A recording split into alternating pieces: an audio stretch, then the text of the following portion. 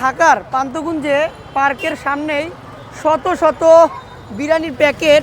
এই বিরিয়ানি প্যাকেটে রয়েছে হচ্ছে আপনার 1 প্যাকেট মুরগির পোলাও, একটি গ্লাস আপনার শরবত এবং 1 গ্লাস মিনারেল ওয়াটার।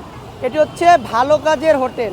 শর্ত একটি, যারা রোজদার রয়েছে, যারা এরকম ছিন্নমূল মানুষ রয়েছে বা পথ শিশু রয়েছে, তাদের জন্য এই আয়োজন করেছে হচ্ছে ভালো কাজের হোটেল।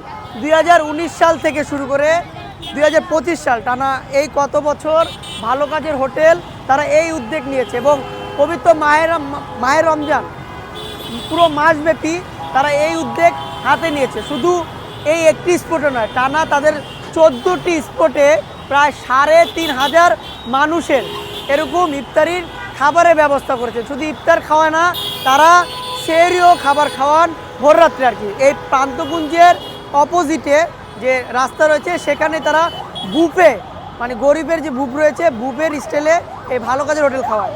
আর এই খাবারে রয়েছে হচ্ছে 1 প্যাকেট বিরিয়ানি, মোরগ পোলাও, একটি শরবত এবং একটি পানি। এই প্রান্তকুঞ্জের যে এই যে দেখেন ছোটো ছোটো শিশুরা বসার জন্য, আমি দেখাই, ছোটো ছোটো শিশুরা বসার জন্য হিরিক পড়ে গেছে। এই যে পথ শিশুরা কে কার আগে বসবে, কে কার আগে বসবে বসার জন্য তারা হিরিক করছে। তুমি আজকে কি করছো, কোথা থেকে আসছো?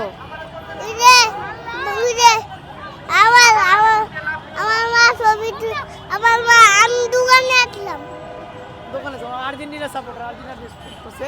তো দেখেন ভালো কাজের হোটেলে কে কি ভালো কাজ করছে সেটাই জানবো।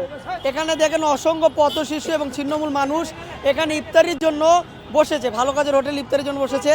এবং এই প্রান্তকুঞ্জ জুড়েই প্রায় 250 থেকে 300 মানুষের ইফতারি খাবারের আয়োজন করছে এই ভালো কাজের হোটেলের উদ্যোক্তারা।